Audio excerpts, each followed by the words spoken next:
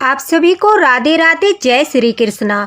दोस्तों, आज की यह लीला कथा हमारे साथ नेहा जी ने अंबाला से शेयर की है। और देखिए, इतनी अच्छी लीला कथा है जिसके माध्यम से आपको लड्डू गोपाल की सबसे प्रिय सेवा है इत्र सेवा के बारे में पता चलेगा कि हमें बाल गोपाल को किस प्रकार से इत्र सेवा देनी चाहिए। और इत्र सेवा एक ऐसी सेवा है जो हम लड्डू गोपाल को देते हैं तो हमारे बाल गोपाल इतने जल्दी इतने अधिक प्रसन्न होते हैं कि वो अपने भक्तों पर कृपा बरसाते हैं। और कहते हैं कि जब बाल गोपाल को हम इत्र लगाते हैं तो हमारे लाला के मुख पर एक अलग ही चमक आ जाती है, उनका रूप और भी निखर कर आता है, बड़े ही सुंदर लगते हैं और उनके चेहरे पर हमें मुस्कुराहट नजर आती है। तो इस लीला कथा को अंत तक अवश्य सुनना ताकि आप हमेशा अपने लड्डू गोपाल को खुश रख सको, प्रसन्न रख सको, जिसके कारण बाल गोपाल प्रसन्न होकर आपको भी सुख और समृद्धि देंगे। दोस्तों, नेहा जी कहती है कि वो लड्डू गोपाल को जब अपने घर लेकर आई तो वो सभी नियमों के बारे में नहीं जानती थी। उन्हें इस बात का तो ज्ञान था कि बाल गोपाल को इत्र सेवा दी जाती है और उन्हें यह भी ज्ञात था कि बाल गोपाल इत्र सेवा से बहुत अधिक प्रसन्न होते हैं, लेकिन उन्हें इस बात का ज्ञान नहीं था कि कब कौन सा इत्र लड्डू गोपाल को लगाना चाहिए, किस समय पर बाल गोपाल को इत्र सेवा देनी चाहिए।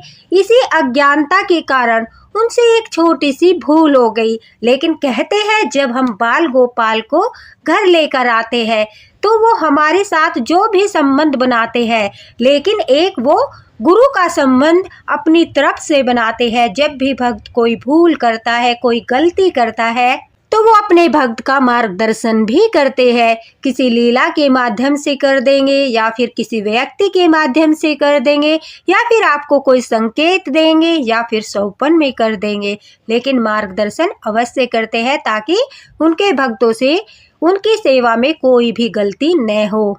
आपने देखा होगा जब हम बाल गोपाल की सेवा करते हैं या किसी भी आराध्य की सेवा करते हैं तो हमारे जीवन में बहुत कठिनाइयाँ आती है।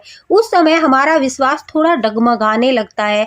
हमें लगता है कि जैसे कि जिस भगवान के, जिस आराध्य की हम सेवा कर रहे हैं, इतनी पूजा पाठ करते हैं, जाप करते हैं, लेकिन हमें फल प्राप्त नहीं होता। और फिर क्या फ़ायदा ऐसी सेवा का, क्या फ़ायदा ऐसी पूजा का। उस समय जो है हमारा विश्वास थोड़ा डगमगाने लगता है।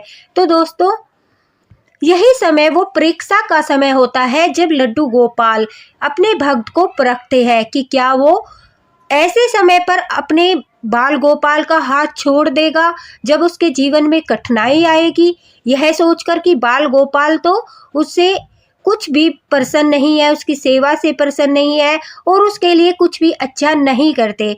ये एक परीक्षा होती है और ऐसी परीक्षा होती है जिसमें हमें बाल गोपाल का हाथ बिल्कुल भी नहीं छोड़ना। तो ये एक ऐसा समय होता है दोस्तों, अगर इस समय पे हमारा विश्वास नहीं डगमगाया, हमने ठाकुर जी का हाथ नहीं छोड़ा, तो ठाकुर जी सदा सदा के लिए अपने भक्त का हाथ पकड़ लेते हैं और समय आने पर उसके जीवन में बहुत सारी खुशियाँ भर देते हैं। तो लड्डू गोपाल पर अपना विश्वास कभी भी डगमगाने मत देना। तो चलिए सुनाते हैं आज की यह लीला कथा। नेहा जी कहती है वो लड्डू गोपाल को जब लेकर आई तो सारे नियमों के बारे में नहीं पता था, जैसे कि मैंने आपको बताया।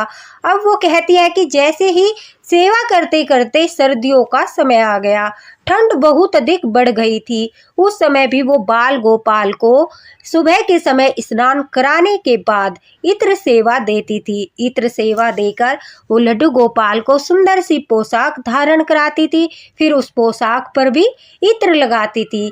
हमेशा हम स्नान कराने के बाद अपने बाल गोपाल के शरीर पर जो है इत्र से मालिश करते हैं ताकि हमारे बाल गोपाल के शरीर से सुगंध आती रहे, उनका मन प्रसन्न रहे, वो प्रसन्न रहे और खुश होकर सारा दिन वो प्रसन्नता वाला मुख बनाकर हमारे सामने रहे। इसलिए उन्हें स्नान के बाद इत्र सेवा देते हैं। और जब रात के समय दोस्तों हम उन्हें विश्राम कराते हैं तो कोई कोई भक्त जो है वो रात के समय भी ठाकुर जी को इत्र सेवा देकर ही विश्राम कराते हैं, क्योंकि माना जाता है कि हमारे बाल गोपाल लड्डू गोपाल जो है वो रात के समय वृंदावन भी घूमने जाते हैं। निधि वन में जब गोपियां रास रच जाती है तो वो रास का आनंद लेने भी जाते हैं। तो इसलिए कोई कोई भक्त के मन का भाव है कि वो रात के समय जब बाल गोपाल को विश्राम कराते हैं उस समय पे भी उन्हें वो इत्र सेवा देने के बाद ही विश्राम कराते हैं।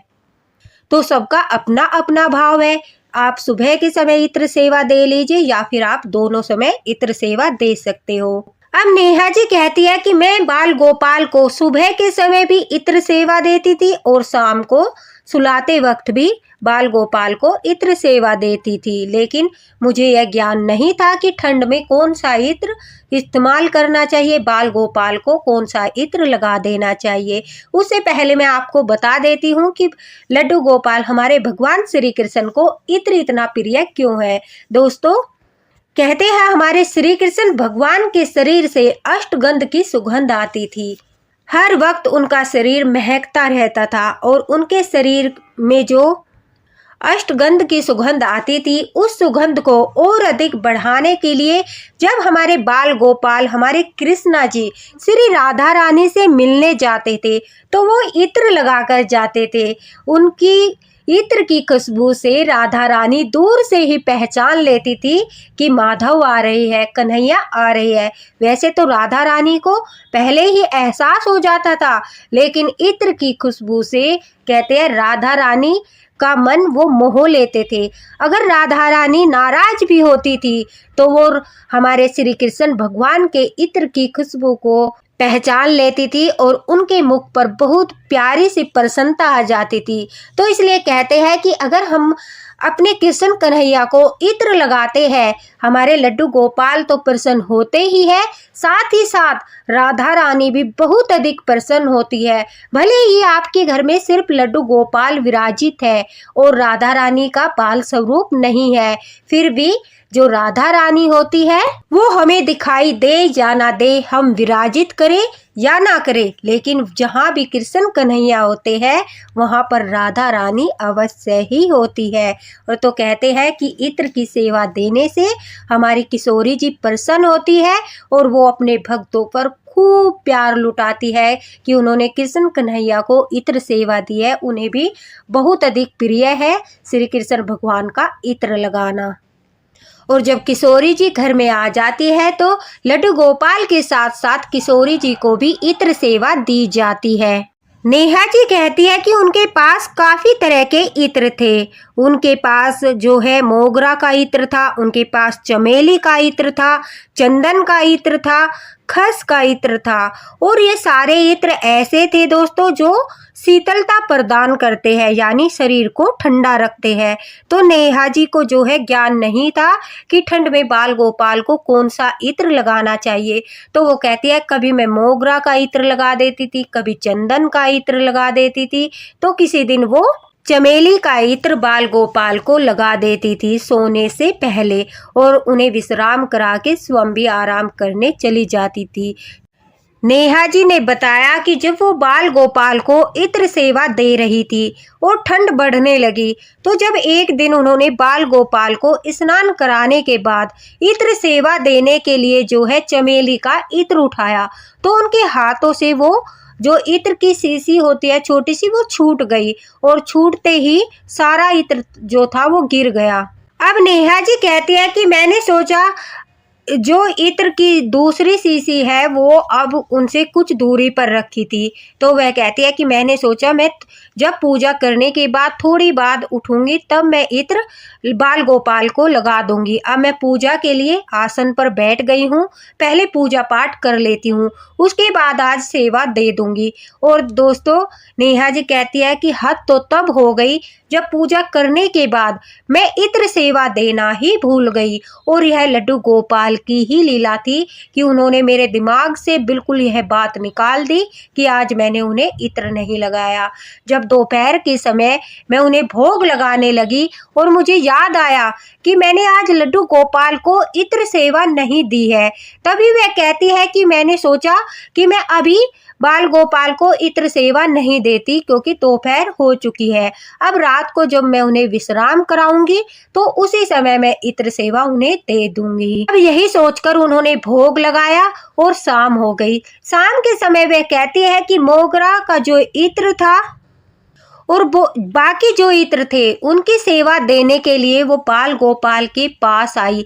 जैसे ही वो बाल गोपाल के पास आई तो वो इत्र सेवा देने के लिए हाथ बढ़ाने लगी तो अचानक से उन्हें बड़ी जोर से चीखने की आवाज आई। वो घबराकर अपने रूम की तरफ दौड़ी तो वहां जाकर उन्होंने देखा कि उनकी जो बेटी है उसका पैर फिसल गया था, उसे हल्की सी चोट आ गई थी। अब वो अपनी बेटी को चुप कराने में लग गई और चुप कराते कराते काफी समय लग गया। नेहा जी कहती है जैसे तैसे मैंने अपनी बेटी को सुलाया और आकर बाल गोपाल को भी जल्दी से सुलाकर मैं अपने बिस्तर पर सोने के लिए चली गई। और जब मैंने देखा कि सुबह मैं उठी, मुझे याद आया कि रात फिर से मैं बाल गोपाल को इत्र सेवा नहीं दे पाई। यह मेरे साथ क्या हो रहा है? मैं बार बार भूल क्यों कर रही हूँ? जबकि मेरे हाथों में इत्र लगा था, उसके बावजूद भी मैं बाल गोपाल को सेवा नहीं दे पाई। यह सब क्या हो रहा है? इसी तरह से जो वह कहती है मैं काफी परेशान हो गई कि आखिर ठाकुर जी इत्र सेवा क्यों नहीं ले रहे। इसके पीछे कुछ न कुछ तो कारण अवश्य ही है। वो कोई संकेत देना चाहते हैं, वो कोई जरूर मुझे अनुभूति कराना चाहते हैं, लेकिन मैं समझ नहीं पा रही हूँ। अब नेहा जी कहती है कि अगले दिन मैंने जानबूझकर लड्डू गोपाल को इत्र सेवा नहीं दी और मैंने उनसे प्रार्थना की कि कृपा करके मेरा मार्गदर्शन कीजिए और मुझे समझाइए कि आप इत्र सेवा लेना क्यों नहीं चाहते, मुझे क्या भूल हो रही है। लेकिन पूरा दिन कोई संकेत नहीं मिला, कोई अनुभूति नहीं हुई। तो नेहा जी कहती है मैंने सोचा शायद मेरे मन का वहम है, ऐसा कुछ नहीं है। बाल गोपाल जो है वो इत्र सेवा लेना चाहते हैं, ये कभी कभी कुछ गलतियां हो जाती है, इस कारण से भी हम ज़्यादा वहम में पड़ जाते हैं। तो ऐसा कुछ नहीं है, लड्डू गोपाल जो है वो इत्र सेवा लेना चाहते हैं। यही सोचकर उस दिन फिर से रात को विश्राम कराते समय नेहा जी ने बाल गोपाल को इत्र सेवा दी और वो कहती है कि मेरे साथ उस दिन रात को ऐसी घटना घटी जिसे सुनकर आप भी हैरान हो जाओगे। उसी दिन रात के समय सपने में मुझे एक बच्चा दिखाई दिया। उस बच्चे को देखकर जब मैंने अनुभव किया कि मुझसे भूल हो रही थी। दरअसल उस बच्चे के पूरे चेहरे पर जो है हल्के हल्के से रेड कलर के निशान पड़े हुए थे। ऐसा लग रहा था बहुत अधिक ठंड के कारण जो है उसके चेहरे पर यह लाल रंग के निशान पड़ गए हैं। कड़कती ठंड थी और बहुत ज़्यादा ठंड से वह बच्चा काँप भी रहा था। उस बच्चे को देखकर मुझे आभास हुआ कि बाल गोपाल मुझे कोई संकेत अवश्य ही कर रही है। तभी वह कहती है कि मैंने सौपन में ही उस बच्चे से पूछा कि बेटा तुम्हारे ये निशान किस प्रकार से पड़े और तुम इतनी ठंड में यहाँ पर क्यों बैठे हो। तभी उस बच्चे ने अपनी कपकपाती आवाज में कहा कि मेरी मैया मुझे रोज मालिश करती है, मुझे बहुत ठंडी लगती है, मुझसे वो ठंड सहन नहीं होती, उसी कारण से ये निशान मेरे चेहरे पर पड़ गए हैं।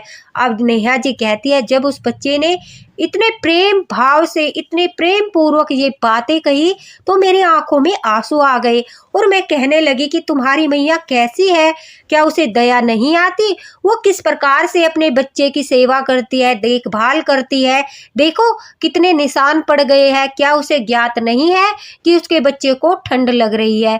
बड़े ही प्रेम से उस बच्चे ने कहा कि नहीं मेरी मैया को ऐसा मत बोलो, उन्हें नहीं पता कि जिस से वो मेरी मालिश करती है उसी के कारण मुझे ये सब निशान पड़े हैं, वो तो अज्ञान है, आप उन्हें जाकर बता देना, उन्हें पता चल जाएगा। यह कहकर वो बच्चा एकदम से अंतर ध्यान हो गया। हड़बड़ाकर नेहा जी कहते हैं मेरी आंखें खुली और मैं बहुत घबरा गई कि यह सब क्या था। यह बच्चा कौन था और इस तरह की बातें क्यों कर रहा था। तभी अचानक से मुझे ध्यान आया कि बाल गोपाल कई दिन से इत्र सेवा नहीं ले रहे हैं और उस बच्चे ने मालिश की बात की।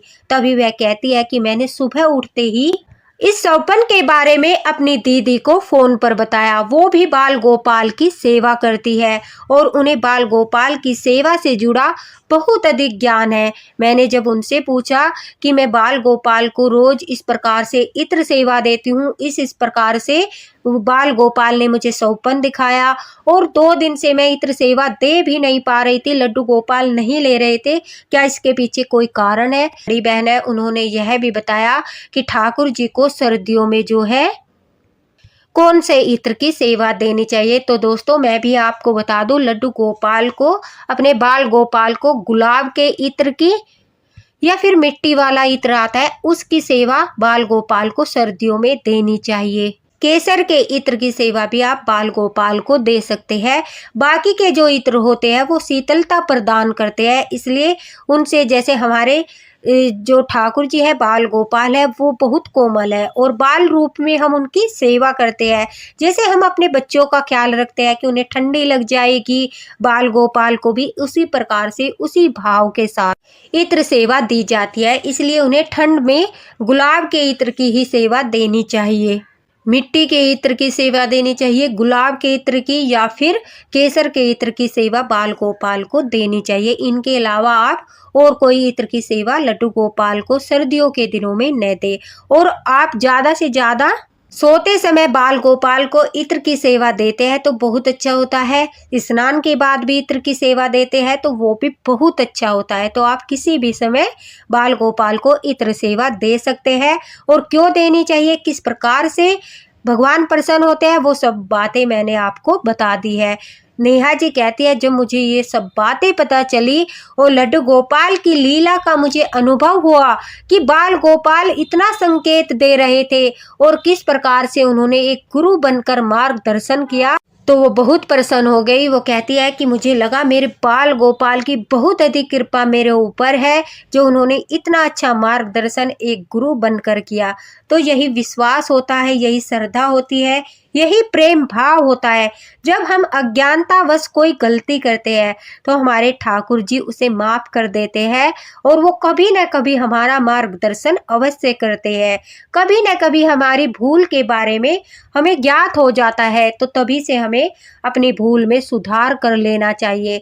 नेहा जी ने भी कहती है मैंने अगले दिन ही गुलाब वाला इत्र मंगवाया और बाल गोपाल को उसकी सेवा देना शुरू किया और उनसे माफ़ी भी मांगी कि अज्ञानतावश मैं इतने दिनों से आपको कष्ट दे रही थी।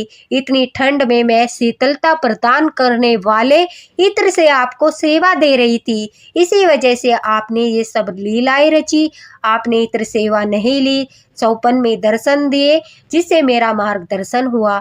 तो दोस्तों अगर ठंड में आप भी बाल गोपाल को इत्र सेवा देने में भूल कर रहे हो तो अपनी इस भूल को सुधार कर बाल गोपाल के लिए आज ही आप गुलाब का इत्र मंगवाइए या फिर मिट्टी वाला इत्र मंगवाइए या फिर केसर का इत्र मंगवाइए, लेकिन शीतलता प्रदान करने वाले इत्र की सेवा लड्डू गोपाल को सर्दियों में न दीजिए। ऐसा भाव रखिए जैसे आप अपने बच्चों के प्रति रखते हो, जैसे उन्हें ठंड लग जाएगी, किस प्रकार से ठंड में क्या करना है, उन्हें किस प्रकार के वस्त्र पहनाने हैं, किस प्रकार से उन्हें खाना पीना देना है, वही भाव रखिए और उसी भाव के साथ आप बाल गोपाल की सेवा कीजिए। देखिए वो बहुत अधिक प्रसन्न हो जाएंगे और जब वो प्रसन्न होंगे तो आपके घर में भी प्रसन्नता ही प्रसन्नता होगी। आशा करती हूँ आज की लीला कथा के माध्यम से भी आपका कोई न कोई मार्गदर्शन अवश्य ही हुआ होगा। और कमेंट बॉक्स में ज़रूर बताना कि आप लड्डू गोपाल को कौन से इत्र की सेवा देते हो। क्या यह वीडियो आपके लिए लाभदायक रहा? इसलिए आप राधे राधे ज़रूर लिखना। वीडियो पसंद आए तो दोस्तों लाइक भी कर देना और ज़्यादा से ज़्यादा शेयर कर देना। आपको पता चल ही गया होगा कि हमारे जो कृष्ण कन्हैया है वो इत्र क्यों लगाते हैं और इत्र लगाने से वो प्रसन्न क्यों होते हैं और उन्हें कौन सी इत्र सेवा देनी चाहिए। मिलते हैं अगले वीडियो में अच्छी सी जानकारी के साथ। तब तक के लिए राधे राधे, हरे कृष्णा। लड्डू गोपाल की कृपा आप सभी पर बनी रहे।